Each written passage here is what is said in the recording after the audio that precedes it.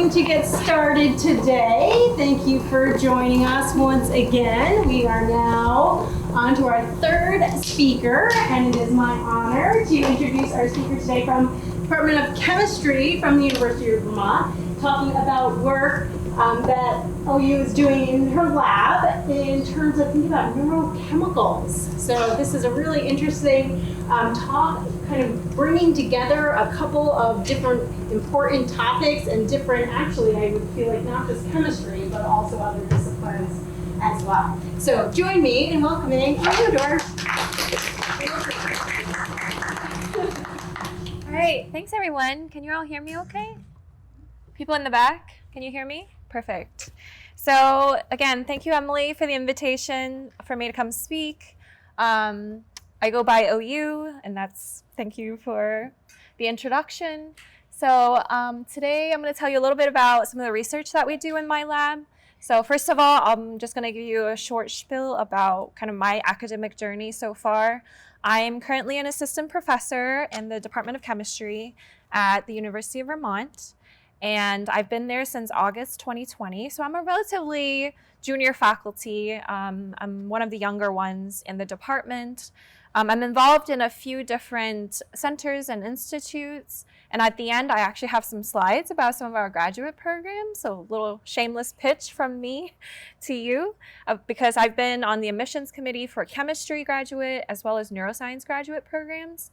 And so if any of you are thinking about those routes, I'm happy to answer any questions about them, and also tell you a little bit about how kind of the differences between the two. But one of the centers that I'm involved in is the Vermont Center for Cardiovascular and Brain Health, the VCCBH. If you have any questions about any of that, I'm happy to answer as well. So a little bit about my academic journey. So I did my undergraduate studies at Florida State University. I did a dual major in biochemistry and chemistry, which you can't actually do that anymore because of the short number of credit overlap between the two.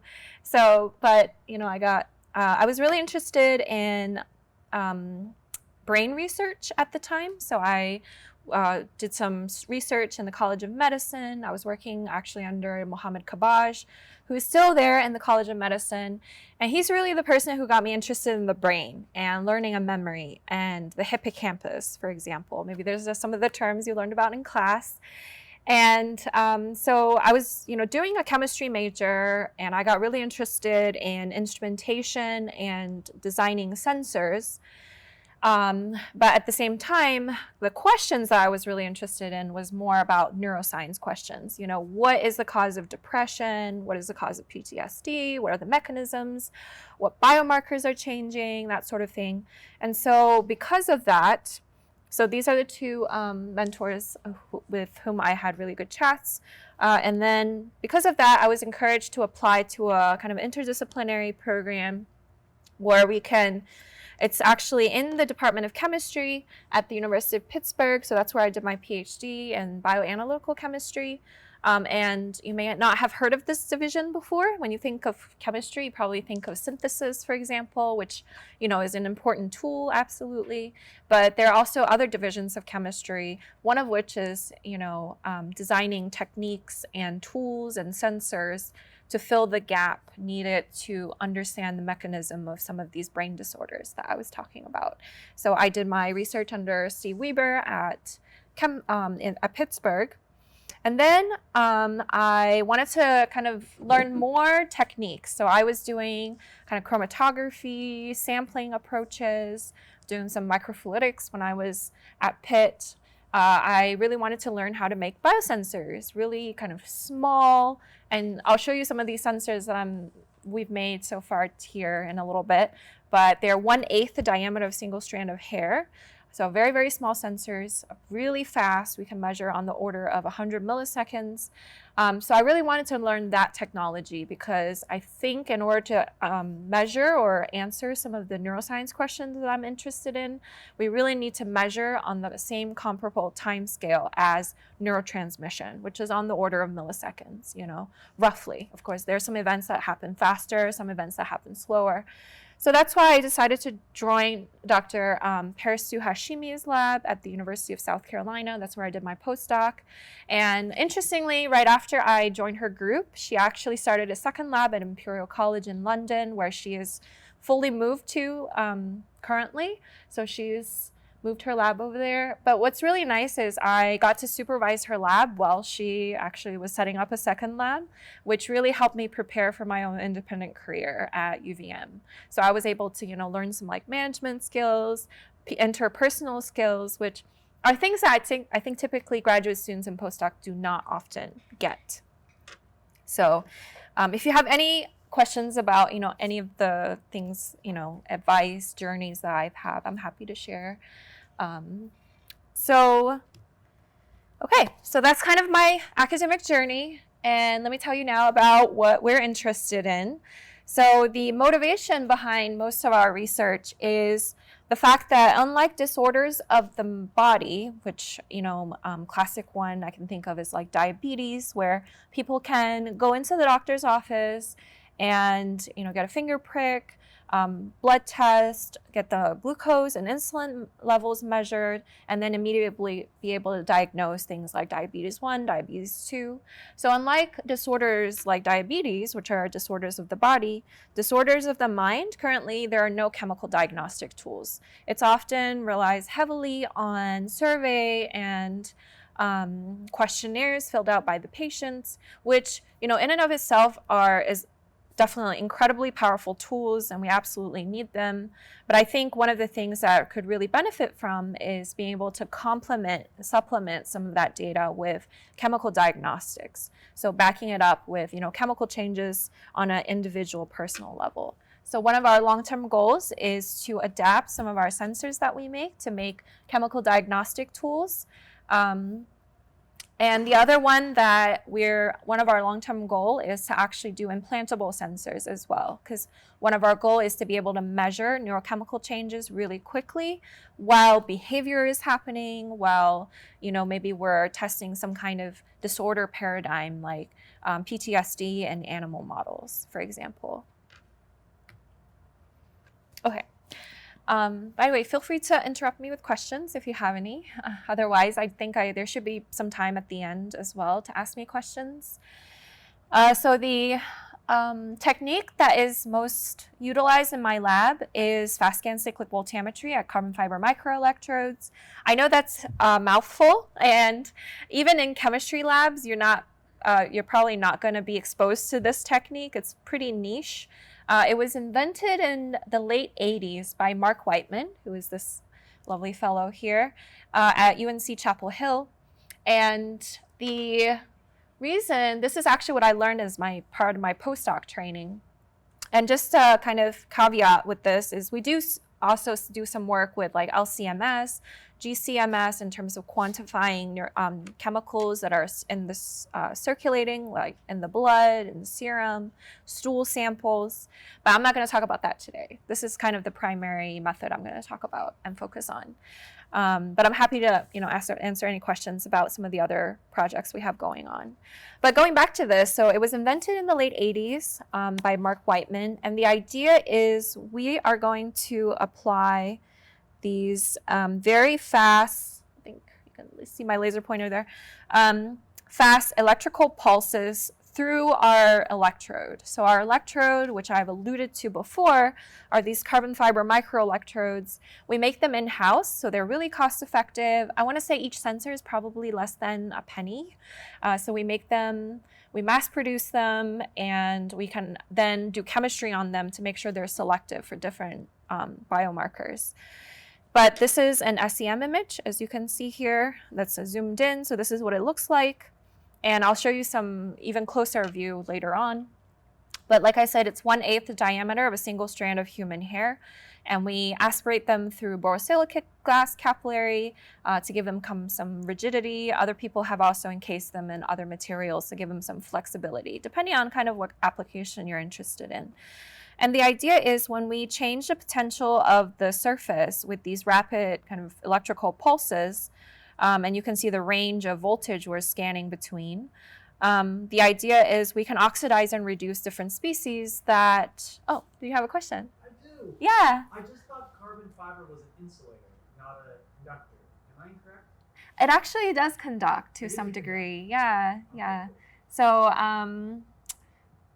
it may not have as high of a conductivity as some of the other material, like metal electrodes, for example. But yeah, That's why. Yeah, exactly. Great question. Thanks. Yeah. I had a little bit of a block. No, please ask now. Otherwise, you're going to be thinking about that for the rest of my slides. Yeah. I just wanted to kind of clarify, you're sending electrodes there? Like electrodes and poles? Yeah, so essentially the other end of this electrode is connected to like a potentiostat that can apply current or apply a potential. So we would apply a potential and measure the current response, as a result of species oxidizing or reducing. So oxidation, I don't know if you all have heard of the acronym LEO says GER. That's how I remember oxidation reduction. But LEO, loss of electron is oxidation. GER is gain of electron is reduction. So that's kind of how I keep track of that. So there are molecules that can readily oxidize and reduce. And so when they oxidize and reduce and lose or gain electrons, we can actually measure that as a current, because current is essentially a measure of flow of electrons per second. And so we can turn that electrical signal into chemical information when we do those measurements. Yeah, great question. Yes. Any other questions? Great. Yeah, so dopamine is actually what this technique was first made for. And dopamine is one of those molecules that what we call electroactive. It just means it can readily give and take an electron at ease on our electrodes. And so you can see that dopamine actually can oxidize into dopamine O-quinone, and then we can actually reduce that back into dopamine. So it's a reversible process. And the nice thing about it is we take our measurement of dopamine and then we give it back. So you're not removing anything from its natural environment. You're not changing the equilibrium. You're not perturbing the system in any way, which is nice. So that's one of the pros of this method. It's also really small, like I mentioned, so we don't have to worry about damaging the system. We're not puncturing any vasculature, causing any inflammatory response. The other benefit is it's very fast. So we can measure on the order of 10 hertz, which is 100 milliseconds. So we can get data every 100 milliseconds, which is comparable to neurotransmission. And that's why we can use the sensor for a few different kind of questions. And I'll show you some real world examples of what people have used this for since the 80s. So this is actually what we call, just bear with me how we plot things. So this is what we call a color plot down here, and it's just a pseudo 2D plot. What I mean by pseudo 2D is there's on the x-axis is time, y-axis is potential. So that's the kind of pulse that we're applying up here. So you can imagine one pulse being here. And then the color actually indicates current or concentration change. So green is an increase or oxidation. This dark blue is a decrease or reduction. And then the yellow is essentially no signal. And you might be wondering why such, vibrant colors. It's actually because Mark Whiteman is colorblind. So his students had to select colors that he could see when they were presenting data to him. And that's why, this color scheme was chosen. But one thing that you can do is you can actually take a slice of, so each of these little points is actually a data point. And they're essentially stacked on top of one another. And if you take a horizontal slice right through here, you actually get this plot up here, where you can see how the concentration, in this case of dopamine, is changing over time. The other thing that you can do is take a vertical slice. In that case, you can actually get what's called a cyclic voltammogram, which allows you to identify typically what species it is. Because every molecule kind of has its own quintessential oxidation and reduction potential. So you can use that to identify different species.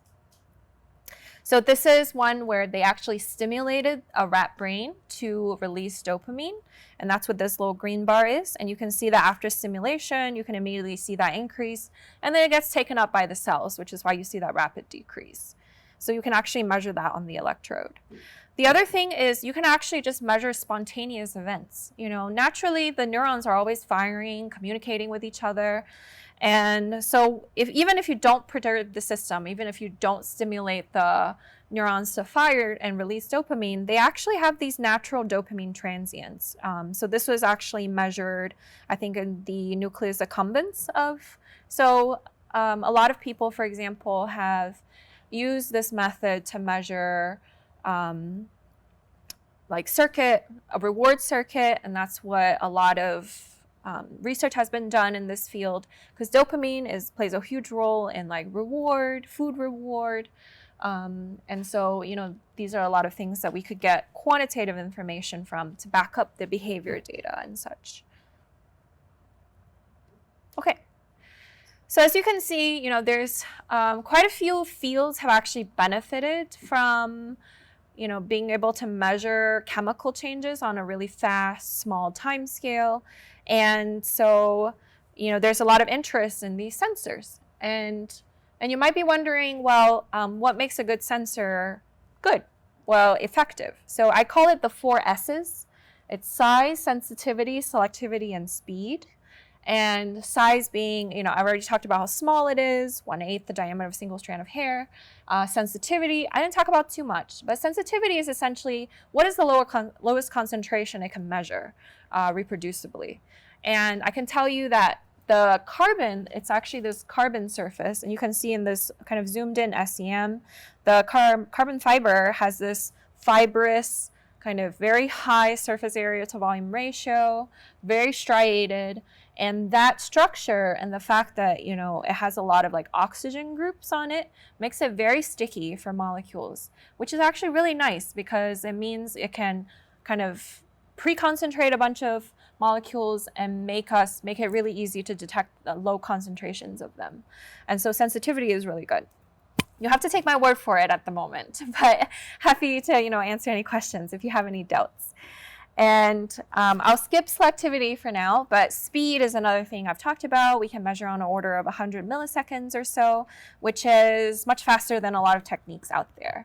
Oftentimes, you probably have seen like microdialysis being used, which is a conventional gold standard technique for measuring from the brain.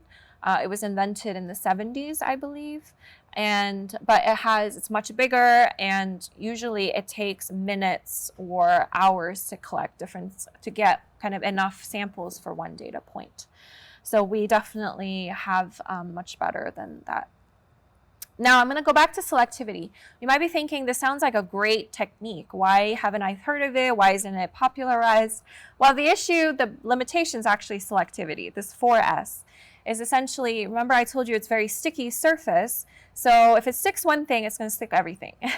And so that's one of the issues, is that it's absorbing all of these different molecules. So if you want to just, measure one thing like dopamine or serotonin, it's very difficult, right? Because it is also pre-concentrating a bunch of interfering species like 5-HIAA, which is a major metabolite of serotonin, ascorbic acid, which is really high in concentration in the brain, DOPAC, things like that.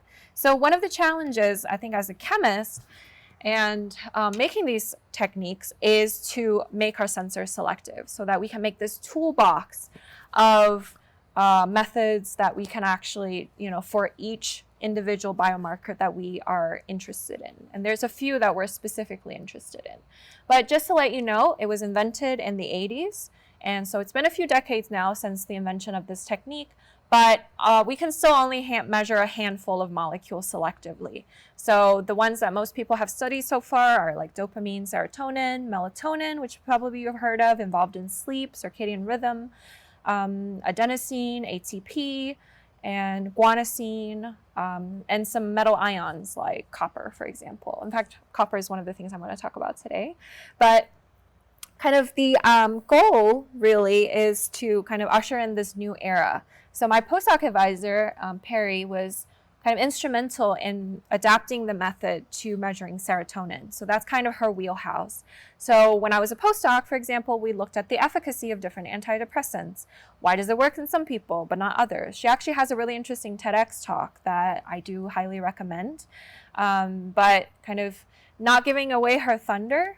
Yes, question. Could you repeat her name so I can watch Yes, of course. It's Perry, Parry, Hashimi, Hashemi. But she has a TEDx talk on, and you can look up like SSRI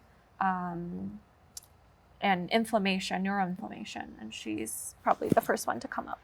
Yeah. I'm also happy to send the link too if anyone wants to email me. But yeah, so, question. Do you guys use the gene site test included in any of your research? Gene site test? Yep, it checks your genes to see whether or not you are able to take certain SSRIs or any other medications for that. That's a great question. So we actually don't do clinical work. We don't do genetics, which is actually a great and interesting question, is how does genotype affect kind of the chemical levels of serotonin? What we did was mostly work with preclinical models, like rodent models, mouse models in particular, and we exposed them to something called chronic mild stress, which is a model to induce depression-like phenotypes in these animals over a long period of time. And as the name suggests, you're essentially inducing kind of smaller stress over a long period of time so that they eventually have these different phenotypes. But I won't take away her thunder too much, so you can watch her talk. But one of the things that we did find is that antidepressants work really well in people or in animal models that are wild type. So perfectly healthy, the SSRIs work exactly how they should. They increase serotonin, they slow the reuptake. So the idea is you have these happy molecules last longer in the brain. But in animal models of chronic mild stress, it doesn't actually work how it should. So there's actually quite a different variety of responses that we observed. And we were wondering, well, why is that?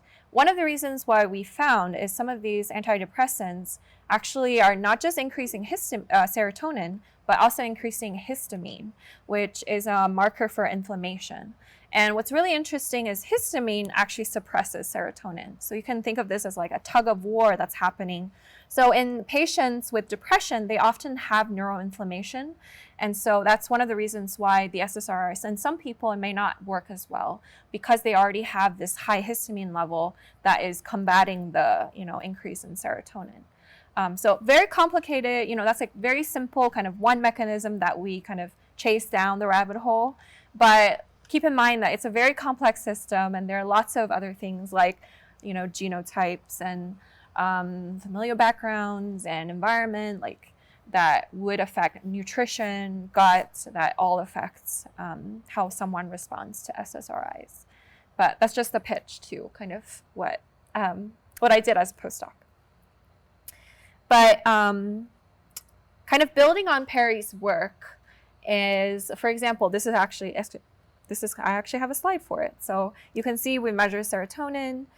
We looked at effects of SSRIs like citalopram over here. And this is a wild type animal. So you can see it increases, compared to these controls, it increases the kind of amplitude, so amount of serotonin release, and it slows down this rate of reuptake. So it allows the serotonin to stay longer. So these are, quantitative things that we are able to measure. And we were measuring mostly in the hippocampus and stimulating down here in the medial forebrain bundle. So I'm not gonna spend too much time on that, but just kind of demonstrate what we've done. But hopefully, a couple of takeaways that you have gotten so far is, we can only measure a handful of analytes so far with this method, even though it has all these other benefits. And so we really need to kind of bring this tool to other molecules, other family of molecules. So there's a new frontier that we're essentially chasing and trying to open up. So one of the goals in my lab is to improve selectivity. And how we're going to do that? And we're going to do that using chemical methods. So I do have some neuroscience. As you'll see, my lab is pretty interdisciplinary. Students that I've actually had over the years and currently still have in my group have come from environmental science, neuroscience, biochemistry, engineering backgrounds, chemistry backgrounds, nutrition as well. So there's, I think we all are interested in the same questions, and it's just a matter of how we're answering those questions. And we all bring a different perspective, which is really helpful in answering such complex neuroscience hypotheses. So before I get started, I have to give props to my students who've done most of this work. And so this is actually an older picture. We have a lot of my students have actually graduated, a decent number of them. So we also have some new students. So I hope to take a new picture this semester. It's one of the things I have to do. But you can see this is actually our campus at University of Vermont. Okay, so the first kind of hypothesis and question that I want to tell you about is about tryptophan, which actually ties in really nicely. I understand some of you have learned about nutrition. Tryptophan is an essential amino acid that's taken through the diet, and it's not something that we as mammals can produce on our own. There are bacteria in your gut that, like E. coli, for example, that can produce it, but usually, we have to take in through food. And what's really interesting is tryptophan may be a key player in the crosstalk between the gut and brain. So this is something that my lab is really interested in, is the bidirectional gut-brain axis. It's a really hot topic nowadays. The idea is, how does your gut affect your brain and vice versa, right?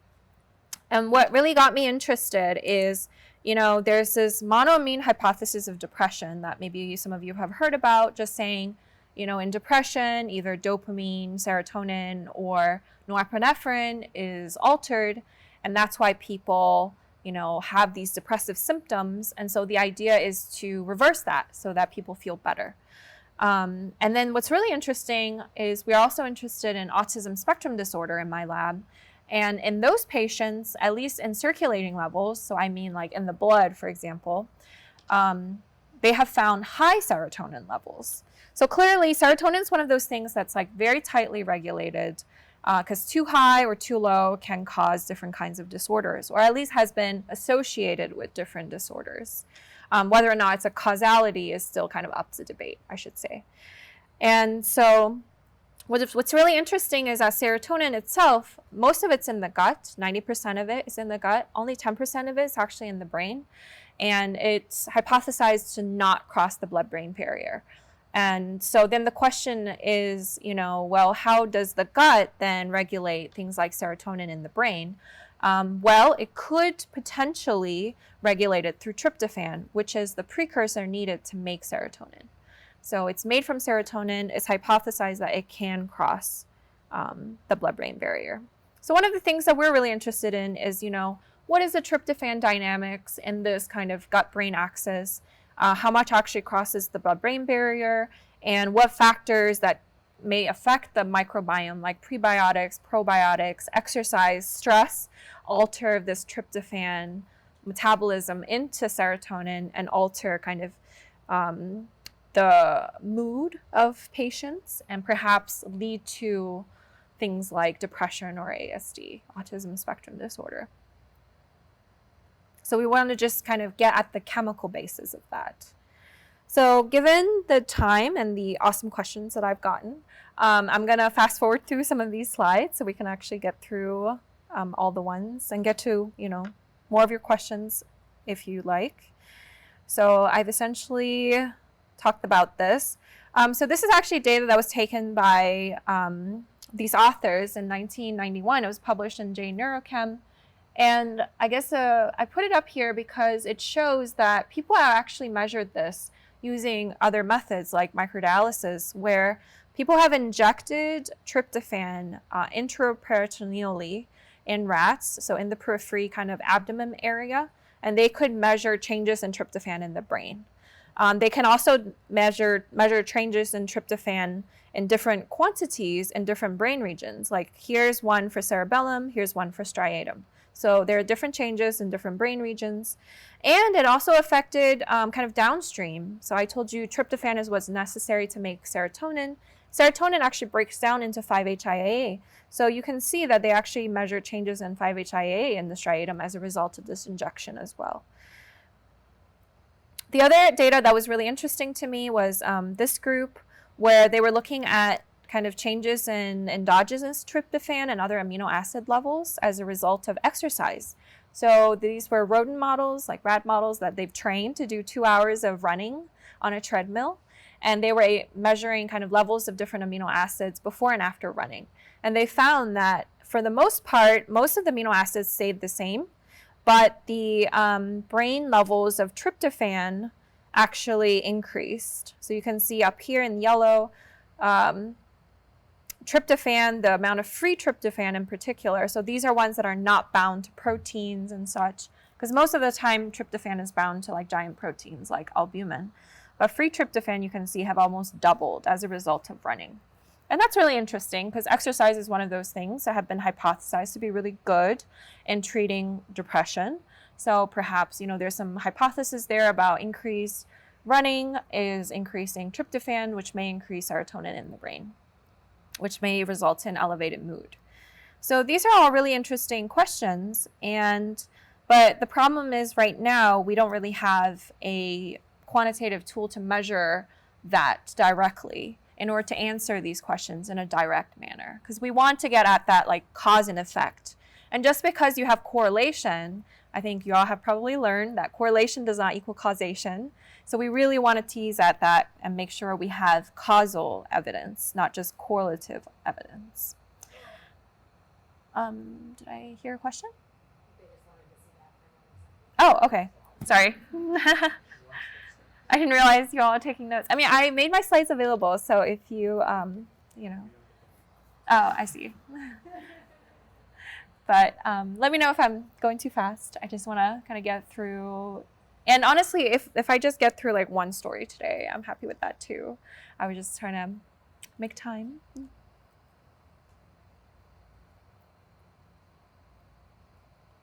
But yeah, you can see the motivation here is we want to look at tryptophan dynamics in animal models and depression and ASD, which have been associated with different levels of serotonin.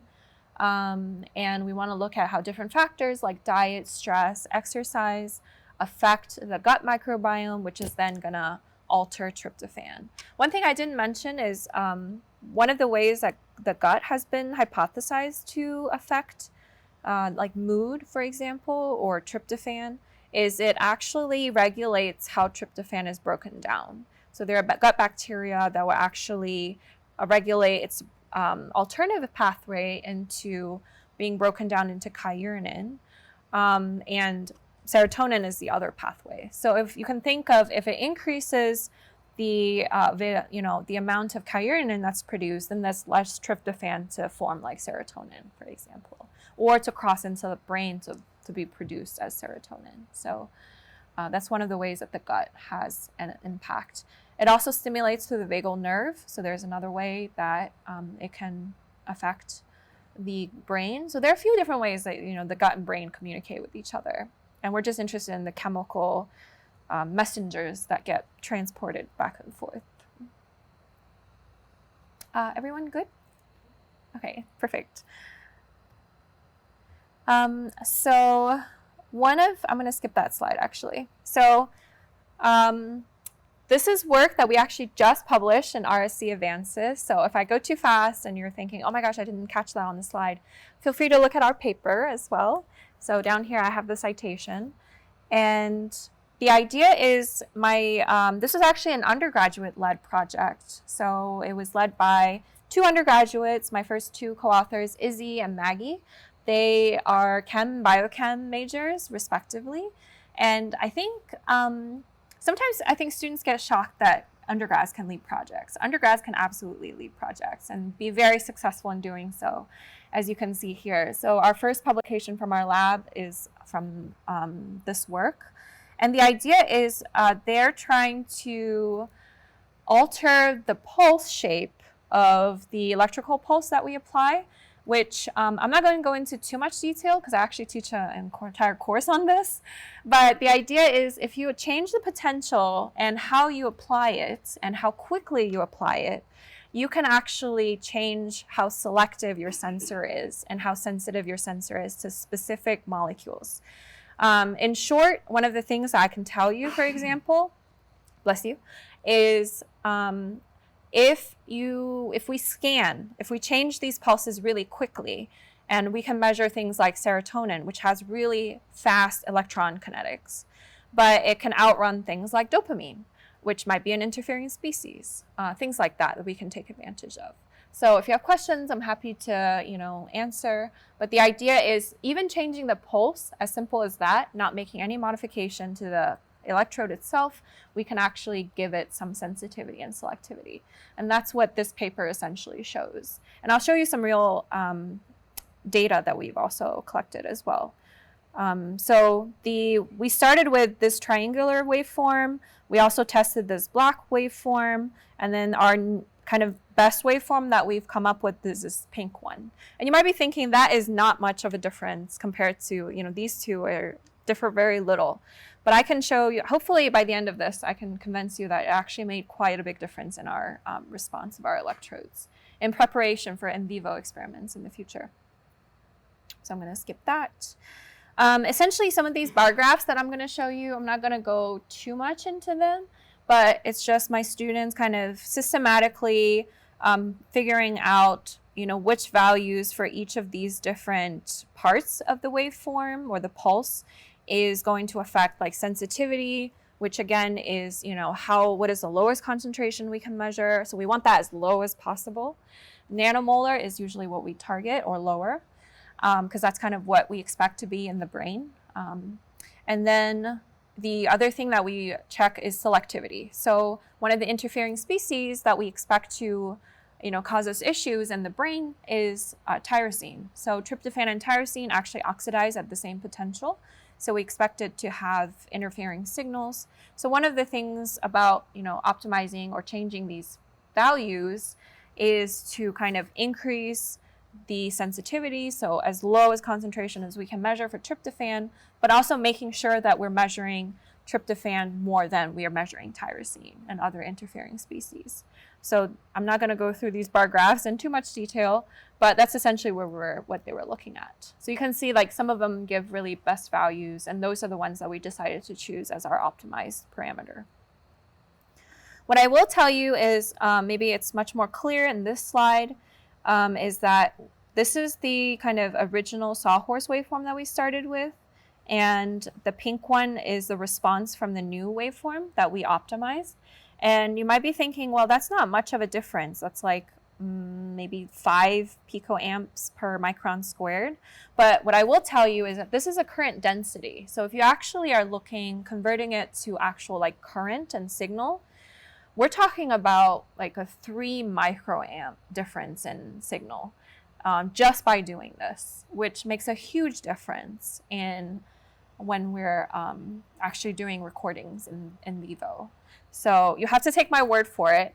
But hopefully one thing that may convince you a little bit is we measured the limit of detection and limit of quantitation. That's just saying what is the lowest we can detect and what is the lowest we can quantify reproducibly. So originally with the dopamine waveform, you can see it's about 40 nanomolar and 100 nanomolar for quantification. And for this kind of, this black sawhorse waveform, it's about 200 and 290, so not very good. But for ours, we can actually detect down to 9 nanomolar. So this is a 5-fold increase in sensitivity, essentially, which allows us to see more of those nuanced changes in the brain that we expect to see, So that's one of the reasons why we try to get that down as much as possible. The other thing that I don't have a data here, but we were also able to improve selectivity by 6-fold. So we were able to measure, tryptophan over tyrosine, which really high signal to noise. So I'm going to kind of show you some real data that we've done. So we did some proof of concept. Before we were going to go in vivo, we're going to test these in some real cell culture samples. So we just have a new cell culture room in our STEM building. And we did some collaborative work with people in neurological sciences. So James Stafford is one of my kind of biggest collaborators. He's a faculty there. So he gave us these PC12 cells that he's been engineering. And the idea is he gave us well-typed PC12 cells, which are these green ones. And then he also engineered PC12 with an overexpression of tryptophan hydroxylase 2, which is an enzyme intracellularly that actually breaks down tryptophan into like serotonin, for example. What's really interesting is, when we make these recordings of tryptophan changes that we have added, you can see that there are definitely differences. We're not quite sure what those differences mean at this stage, but we can definitely very reproducibly measure differences in how these two cell lines respond and the tryptophan dynamics that we see. So this curve is essentially measuring tryptophan over time. And you can see that they have very different responses. So we're trying to kind of look more into that. So there might be some, physiological difference between the two. The other thing that we did was, again, with the Stafford Lab in Neurological Science, they cultured these pineal sites, which are these cells that are isolated from the pineal gland, which is the part of the brain that regulates your circadian rhythm. And at night, what happens is that the darkness sends a signal through your eye to the pineal gland to release norepinephrine, which induces the pineal sites to make melatonin, which signals your brain it's time to sleep. And so we did that essentially with a cell culture, so isolated system. But the idea is the same. We can stimulate them with norepinephrine and they produce melatonin. And melatonin is another one of those that's made from tryptophan. So I guess what we're trying to show here is once we've stimulated at time 5 minutes here, you can see that the tryptophan level essentially around 20-30 minutes after stimulation starts going down significantly. And that's indicating that it's actually being turned into melatonin. And we've actually have other preliminary data where we're measuring melatonin that confirms that this is indeed what's happening, because we start seeing melatonin peaks show up around the same time points. Just don't have that in this paper yet. But again, these are the kind of demonstrations that we can measure tryptophan endogenously. We can, and the whole point is, we have to do these proof of concept before then we can implant them in vivo in a mouse model. That way people will actually believe our data, right? Because you want to make sure okay, what we're measuring is real and we're actually proving to the readers that, okay, we've done our homework and we validated that these are real signals. So that's kind of the first project that I wanted to mention. Before I go to the next one, is there any questions? Yes. Yes. You got a lot of pushback on that, proof of concept. Oh, 100%. You have to do that every time? Well, it depends on the reviewer, I will say, because some are more kind of open-minded than others. And part of it's also on you in terms of did you provide sufficient proof to convince the reader that, okay, I believe this data. And some of it's also, you can compare your results to what's already been reported by others. That's actually a really good way to say, okay, what we see is very comparable to what other people have reported with other methods. And so then a lot of people will say, okay, we believe that. But oftentimes, if you see different results, however, that's where you get pushback. How do you know what you did is wrong because it's different than what's already published? But in those cases, you have to question, the people who have published it previously, what methods are they doing? Are they doing, are there limitations to their methods that yours would actually overcome? And that's why you see different results. Could be different animal models. It could be different environments. There are lots of different things where I think for the most part, as long as you justify and give enough proof, I think people are decently convinced. But there have been pushback for sure. In fact, I will say we first submitted this paper in October 2022 and it was rejected. Yeah, so definitely, there were some people that says, well, the main criticism we got for this paper was, one, why do we even need a tryptophan sensor? Because tryptophan doesn't change. So that's one of the things that I had to convince them was it does change. In fact, it's very important. There are dynamics. So for example, exercise, you saw double the amount of free tryptophan that was in the brain. It also affects other downstream molecules like serotonin, melatonin, which requires tryptophan to be made in the brain. Things like that. The other thing is, they were just saying the cell data that we provided, because it's such new data, it's hard to contextualize it in the literature that's already been published because no one else is measuring at this time scale or this fast or this at this like spatial scale. So we had to convince them like, okay, here's some other literature that may not have exactly what we do, but for example, in this data right here, other people have said, oh, these cell lines will actually produce melatonin around 20, 30 minutes after they're stimulated. So then we can say, okay, this has been observed in humans. So this timeline at least makes sense, even if the like absolute levels you don't agree with. Things like that. But that's a good question. Yeah. Any other questions? I think as an author of any papers, that's kind of what you have to think about when you write. And at least my advisors, when I was trained, is they will say if someone either doesn't understand your results, has how you write it, or doesn't believe your results, then it's on you to convince them. So maybe you didn't write it well enough, you didn't write it clear enough, or you don't have sufficient proof, so you got to get more proof. So, yeah. How the scientific process works. Yeah. Yeah, question back there? Is there kind of a consensus on the link between the gut and mental health in the sciences, or is it kind of no link? Great question. So question is there a consensus on the relation and how gut affects mental health? Yeah. So is there a consensus? Not as far as I know.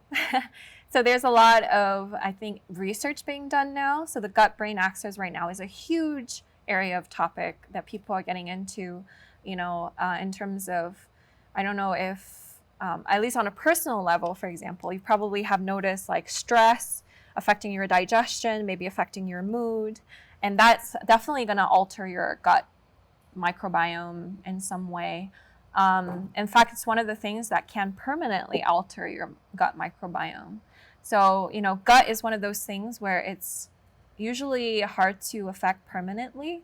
So if you take like prebiotics, probiotics, you often have to take them every day because the effects wear out pretty quickly. But there are a few things that can like permanently alter, and stress is hypothesized to be one of them. So to answer your question, no, but people are trying to fill the gap at the moment from a variety of different approaches. So I'm just doing it from one approach, kind of looking at it from a chemical perspective, but there are also people looking at it from like behavioral perspective, microbiology perspective. How are the different bacteria changing, like the different populations changing as a result of, stress or depression or autism.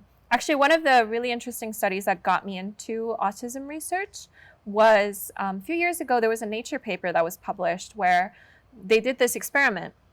So they had these animal models of autism-like phenotypes. So, poor social behavior, highly repetitive behavior, and they actually did a fecal transplant of from the autism model animals into a healthy wild type.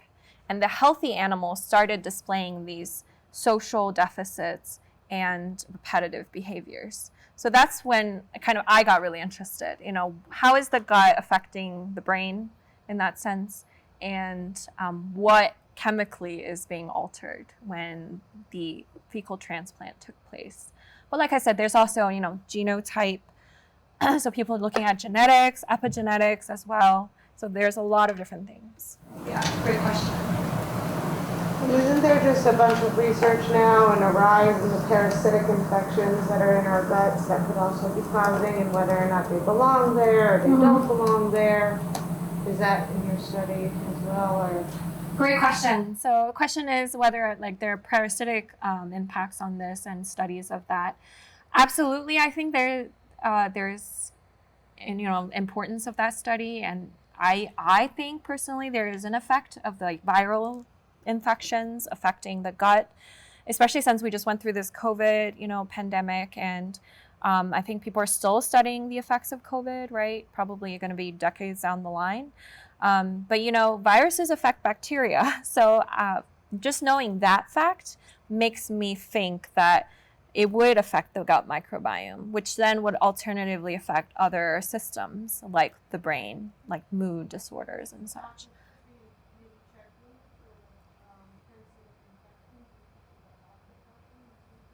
No, I think that's a great idea. I'm not sure if people are doing that, but honestly, but there are a lot of, I think, researchers looking at comorbidity. So like one thing might be like viral infections and mental health, and maybe viral infections, inflammation, and mental health. I can tell you that at the very least, people are looking into like inflammation, peripheral inflammation, and mental health. So that's kind of like from infections, for example. So that's actually one of the things that my postdoc advisor is studying at the moment. Yeah, absolutely. Great question. Is there a hand? Is that a hand back there? Yeah, go ahead. Does everyone have the same gut microbiome, like when they start out? Like, is everyone born with the same gut microbiome, or can it like change, or do you have different ones based off like genetics? Yeah. So if I heard your question, you're asking if the microbiome is stable throughout a person's life, essentially. Yeah. So that's a great question. So I think it does not. I think it's actually quite dynamic, especially if people as they go through life undergo like stress or trauma or any kind of external factors or even internal factors that drastically alter their gut microbiome. I want to say maybe exercise is something that could potentially have a beneficial impact in a more permanent way. But again, it's from what I understand reading through the literature, it's really hard to alter the microbiome unless it's something drastic. So, like prebiotics, probiotics, they're great, like I take them every day, but the idea is you have to take them every day. Otherwise, you don't get long-term effects from those kind of things. But there might be other things that are more long-term beneficial or in changing, either for the good or the, worse. Yeah, great question. Any other questions? Yeah, go ahead. You're just making more and more questions. I love it. Let's have a discussion. I mean, that makes me think that specific bacteria, whatever their byproduct is what's actually having a massive impact. Did you say a fecal transplant was causing autism? Or looked like that within that experiment? Within an animal model, yes. Within an animal. Yeah, definitely look up the paper. It's like Nature, I want to say a couple years ago. I can find it and send it to you all, send it to Emily or send it to you directly as well. But yeah, absolutely. So one of the things that people are looking into from a microbiology standpoint is kind of mapping what kind of species are there, how are they changing, and then correlating that with, behavioral changes. So one of the things that we want to link is kind of the in-between, where here's the bacterial change, using 16S RNA methods, sequencing methods. I'm going to profile what bacteria are there, what's elevated, what's decreased, and then what chemical changes are, being caused by those changes in population. And then we can tie those chemical changes to behavioral changes. So I like to think of us kind of like the middleman between the two fields. And the way I actually tell people is I have a little like elephant pencil box in my office, and it's a great conversation starter because I tell people this is kind of how I view research. Have anyone heard of the story of the blind men and the elephant? Anyone? So essentially the idea is there are these blind men, they approach an elephant and they each surround the elephant in different areas. So they are kind of feeling around the elephant and they have different ideas about what an elephant looks like based on what they can probe. So there are some that, probe the trunk, so they think it's like a tree-like structure. There are others that probe the tail, so they think it's like a needle-like structure, or, their legs or the bulk of the body, etc. Or the teeth, very sharp and curved. So they all have different pictures about what the elephant is, but the only way for them to really know what the elephant truly looks like is for them to all combine. So I like to think of, kind of what we do as one of those blind men that is like probing the elephant. And then we're going to kind of complement, and this is why I collaborate a lot with folks in the medical school, is we complement our methods together so we can get the whole picture, the holistic picture of what's actually happening. So I collaborate a lot with people who are doing microbiology and behavior and psychology and neurological science. Like, we all combine our methods together. Yeah, because we each can't do everything. That's the thing. Is once you start getting into like these niche fields, then you're focusing as you're doing this research. You're focusing your studies. You have to rely on others to complement you. Well, with that, are many or most of the bacteria in people's guts like categorized? That's a good question. Or just some or small population, only the ones that make us sick? Yeah, no, I know there's some bacteria that's been associated with like autism, for example. There are a couple ones that are in elevated levels. I want to say like Clostridium is one of them. There are a few other ones that have been seen in elevated levels with ASD. There's some that's been associated with other types of disorders as well, like depression, multiple sclerosis. But I don't know how many of them have been done in human patients. As far as like what I've read, the limited amount of papers that I read, I mostly focus on rodent research. So I don't know how people have done that translational study yet. Oh, I'm sure. Yeah. Yeah, 100%.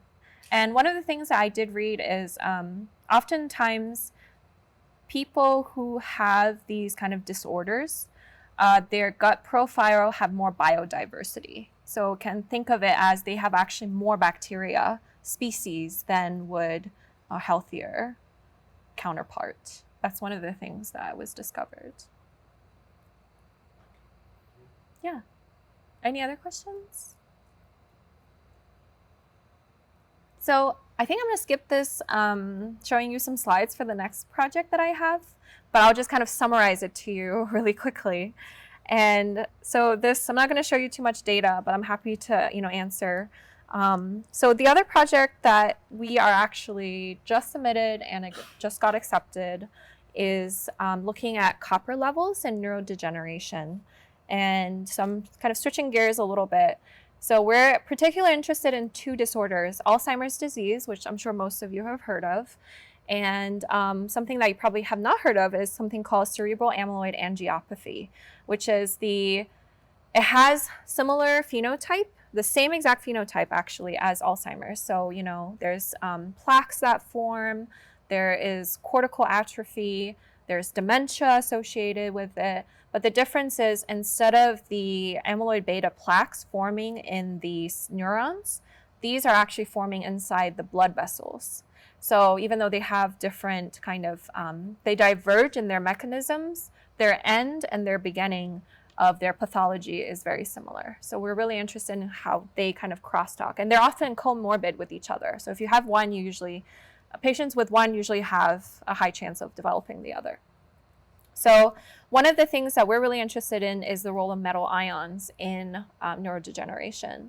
And you might be thinking, metal ions, it's often associated with like heavy metal and being bad, but you actually need some metal ions to properly function, like copper, for example, magnesium ions, zinc. These are all important cofactors for some of your enzymes to properly function. But one of the kind of questions out there that people have been able to have consensus about is, for example, in the role of copper, they have found copper deposits or copper being trapped in plaque deposits found in senile plaques in patients with Alzheimer's. But the question is, is it there because it caused the aggregation in the first place and caused the formation of these plaques? Or is it there as a neuroprotective mechanism? Because there are some hypotheses it prevents like glutamate excitotoxicity, for example. And there's some school of thought that says, they don't play any role. They're just kind of are trapped in the deposits. So that's one thing that we really want to tease and get some direct evidence on is what is the role of copper? Is it neuroprotective? Is it detrimental? Is it actually causing the plaque formation that's resulting in the cell death that's related to cortical atrophy and dementia? Or is it actually, a neuroprotective mechanism that was activated and it just so happened to result in copper being trapped in these plaques? So one of the things that my student did was create a copper sensor to make these measurements. And we work with quite a few of our collaborators who are, like studying the structure of these amyloids, studying the structure of these plaques. We also are really fortunate that we have access to a brain bank through the Vermont Cardiovascular and Brain Health Center. And so there are lots of collaborations in the future. Oh, yes. So, I said brain bag. yes. Question. Off topic, but I'm just curious, what's a brain thing? What's a brain bank? Oh, it's essentially clinical. Some clinical researchers have access to biopsies from patients or tissue samples from patients. It's collectively called a brain bank. I know this sounds very morbid, and I apologize. I probably should have used it's colloquially what people have used. So bad habits die hard, but.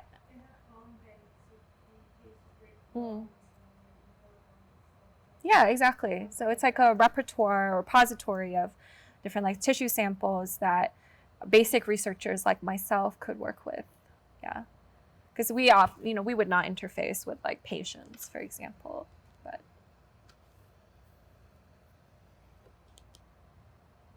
any other questions? Is that a hand?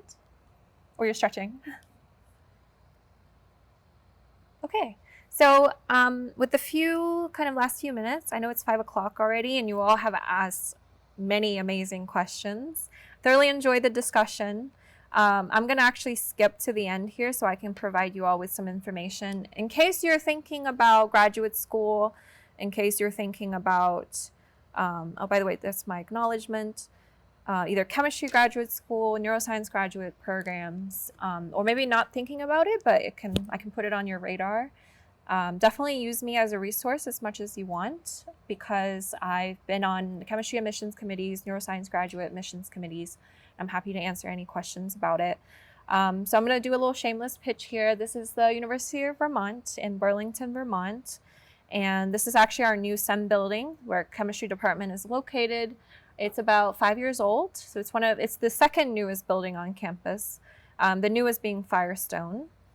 And the chemistry department, we have an MR facility. We just got a new Agilent laboratory for chemical analysis where we have a new GCMS, LCMS, ICP-MS, all these different instruments where we can use to quantify different things depending on what your problem or your hypothesis is or your needs are. We currently have 9 research active faculty and 43 graduate students. And this is an older picture, but you can kind of get the gist of how big we are. We're a smaller program for sure. And just to kind of let you all know, we have a pre-application free of charge for a lot of programs, not just for us. I know GRE is no longer required, which is nice. They're actually not a good indicator of how successful a student would be in graduate school. So I think it's a good thing that they got rid of that.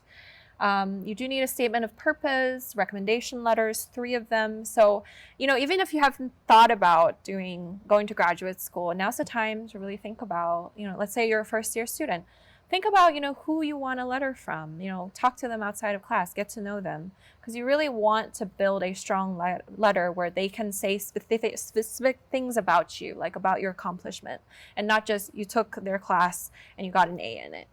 Because that's pretty much the most generic letter you can get from any admissions, and that's not going to help your case, I can tell you. We get tons of letters like that, and you want to stand out. And here are some admission deadlines. We have visitation, and our stipend just increased slightly to $32,000 a year, plus health insurance. And we do have, I just want to say, we do have a fee waiver. So since I've given a talk here, we are happy to, offer a fee waiver to anyone from this school. So if you want to apply but you don't want to pay the $65, just reach out to me and I'm happy to get you a fee waiver.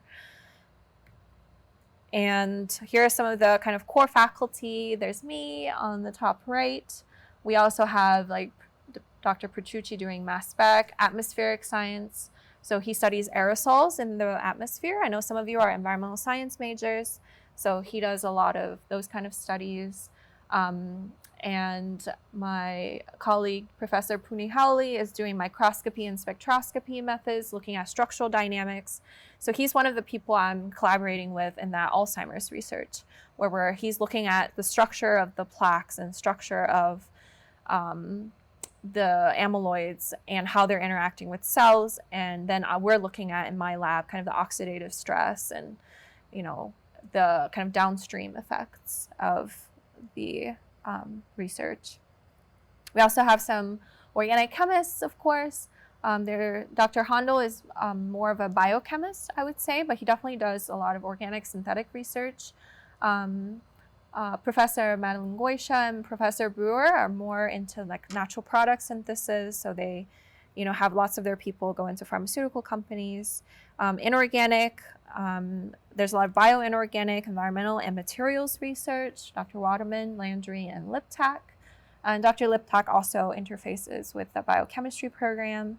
And then physical chemistry are Dr. Punihali and Professor Liptak. And they do a variety of different research related to that. And kind of just to tell you all about some of the facilities that we have. We have a lot of core facilities for imaging, cell sorting, genomics, instrumentation. And we also have 2 cores through the Vermont COBRA that I told you that I'm a part of, the Vermont Center for Cardiovascular and Brain Health. So if any of you also want to do research and want to collaborate with folks at UVM, I'm sure many of us would love to, or utilize some of our facilities. So we have the study design of molecular epidemiology, so they actually help us a lot with experimental designs. It's also kind of through this core that I was able to contact people who have access to the brain bank, for example. And we also have the customized physiology and imaging core, which we have nanofabrication, imaging. We have a lot of different kind of up-to-date microscopy fields that we have through there. And then, so that's more kind of general information and chemistry graduate program, but I also have some information for you all for the neuroscience graduate program. Again, you need your transcript, but no GREs required. And there's only one fall admission deadline on December 1st. They have a slightly higher, so this number was actually is a year old for the stipend, so it's actually higher than that now. I just don't have the specific number. If you want to know, I can certainly get it for you. And yeah, so I think the program takes about 6 students a year, whereas the chemistry program takes about, I think, anywhere from 8 to 10 a year. So kind of give you an idea. And one of the differences that I've noticed between the two is that with the neuroscience graduate school, you often have to interview. So, you send your paper application, there is a first round interview. If you pass that, then you usually are given an acceptance letter. But then for chemistry, we usually decide on acceptance or rejection outright just from the paper application. So there's really no interview process, but you do have an option to visit the program before you make a decision. But like I said, the neuroscience program have a higher stipend. Traditionally, that's always how it's been, is that the medical programs usually have a higher stipend than the kind of more basic sciences. Yeah, so that's all the information I have. Any questions? Happy to share any pointers about... So copper. I'm sorry? So copper, back to copper. Okay, copper, yes. Most of our houses' water pipes were copper pipes for a long time. Put together with solder, which was mostly made of lead. I think in 2000 is when it was like banned. I'm not certain about that. But how much are you tracking lead? That's a good question. That's actually something my postdoc advisor's lab is working on. So they made a lead sensor, and I don't know if they looked at, so lead is one of those things that I don't think is required for physiological function. Of course, everything in moderation, right? You don't want like high copper level either. But so you're talking about monitoring lead in vivo or lead in drinking water?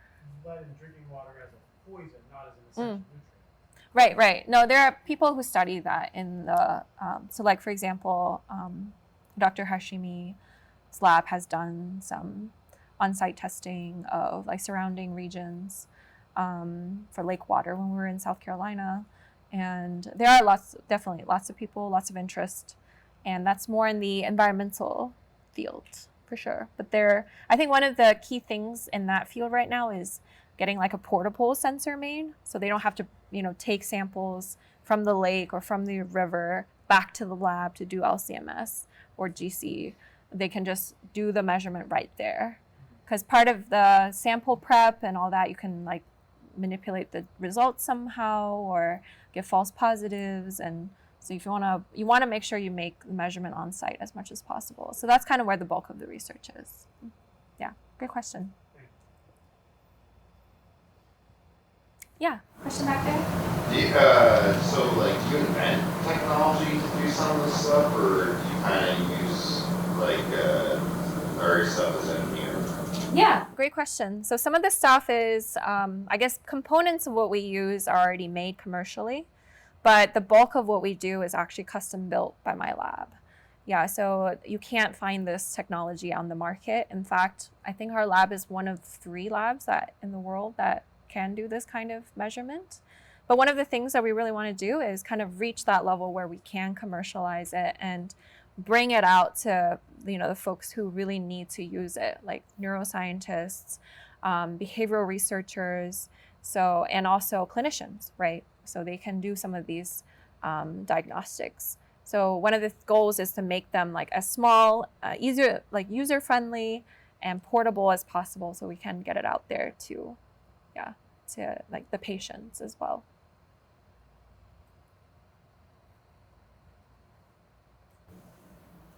Okay, well, thank you all so much. It was a pleasure being here. Thank you all for the questions.